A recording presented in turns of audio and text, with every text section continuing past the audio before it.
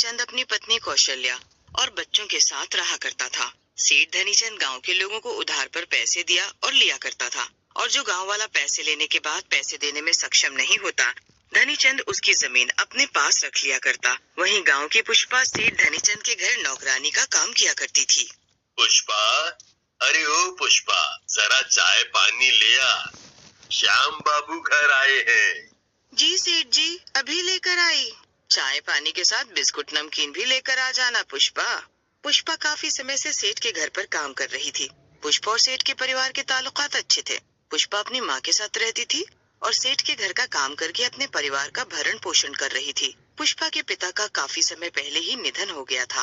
आ गई तू, खाना पीना तो खाया ना तूने समय पर, या पूरे दिन काम ही करती रही बेटी?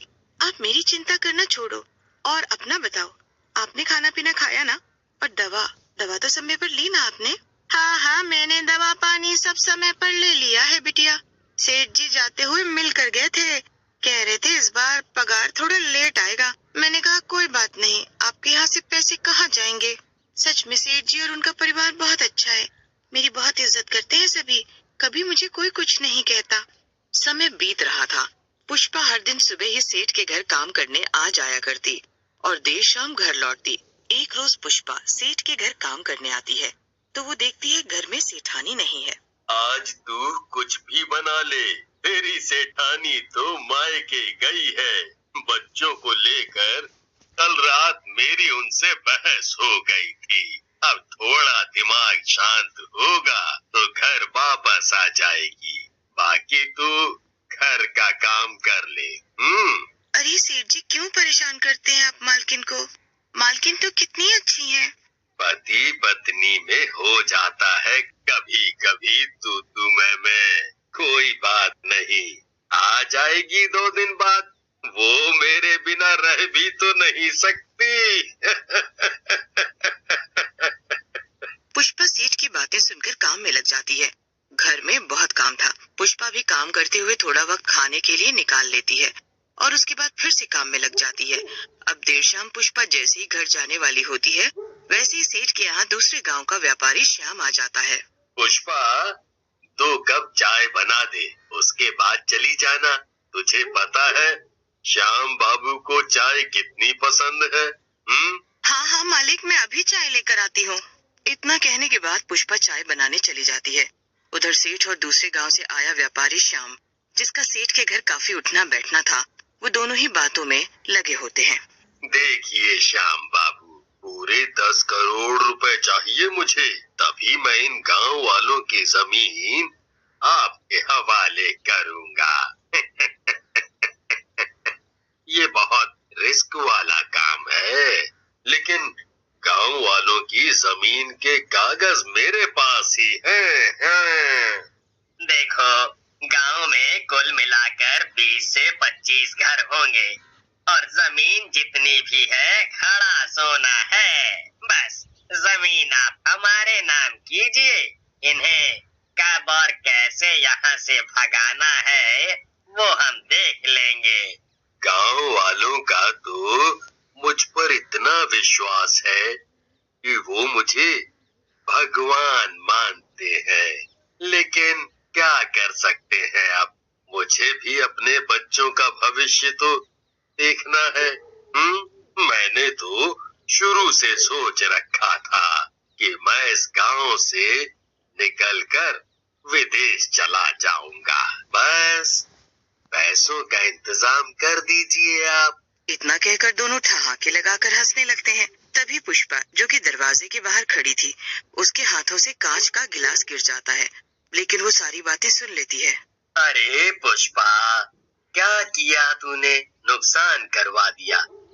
चल जा, दूसरा पानी का गिलास ले आ। और कब से खड़ी थी तू यहाँ? जी मैं तो बस अभी आई हूँ। इतना कहकर पुष्पा दोबारा पानी का गिलास लाने चली जाती है और कांच को साफ कर सेठ को चाय पानी देकर घर लौट जाती है।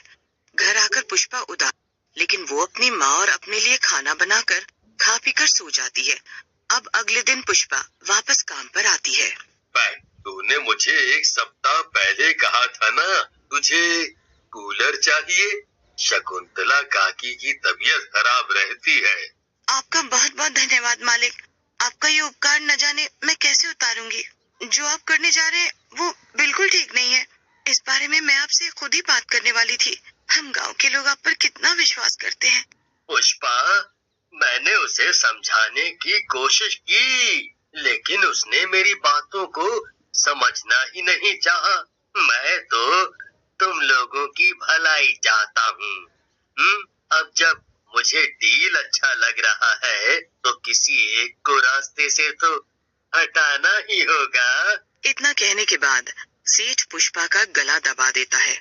पुष्पा चाहकर भी अपनी जान नहीं बचा पाती और वो आखिरकार मर जाती है। पुष्पा के मरने के बाद सेठ उसकी बॉडी को उसी नए कूलर में कैद कर देता है और स्टोर रूम में रख देता है।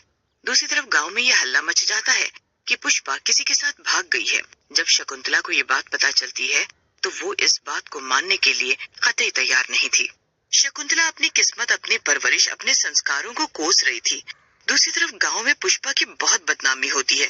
ऐसे ही इस बात को करीब 6 महीने बीत जाता है और गर्मी का मौसम आ जाता है तो सेठ उस कूलर को निकाल कर चलाता है।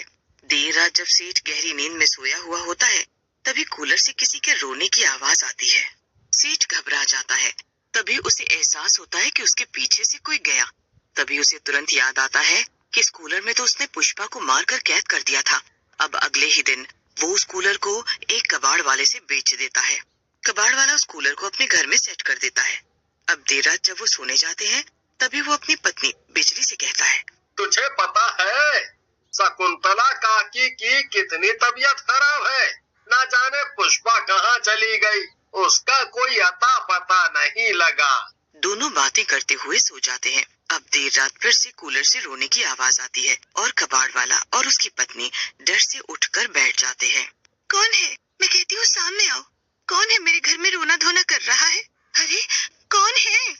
मैं पुष्पा। क्या तुम चुड़ैल बन चुकी हो?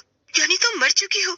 देखो पुष्पा, हमने बस तुम्हारा जिक्र किया था, तुम्हारे बारे में कोई बुराई नहीं की थी, इसीलिए तो मैं तुम लोगों को बताने आई हूँ। असल में मैं किसी के साथ भागी नहीं थी, ना ही मैंने कोई गलत कदम उठाया है, बल्कि मुझे तो सेठ ने मार दिया।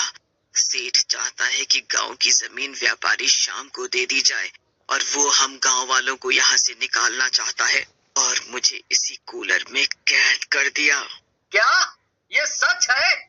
ठीक है, कल ही ये बात मैं गांव वालों को बताता हूँ और सेठ को अच्छा मजा चखाता हूँ।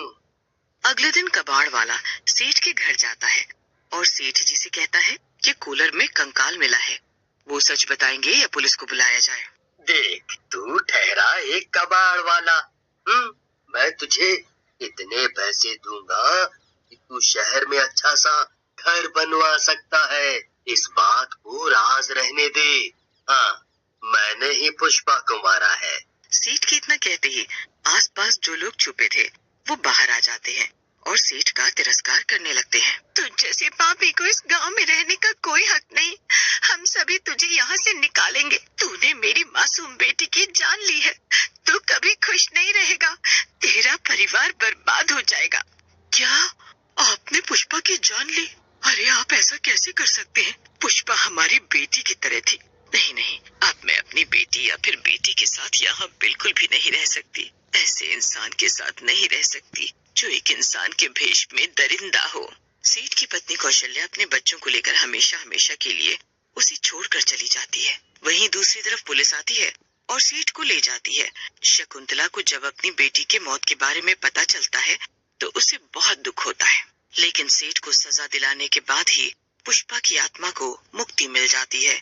जिस कूलर में उसे कैद किया गया था वो कूलर हमेशा के लिए दफना दिया जाता है ताकि पुष्पा को शांति मिल सके।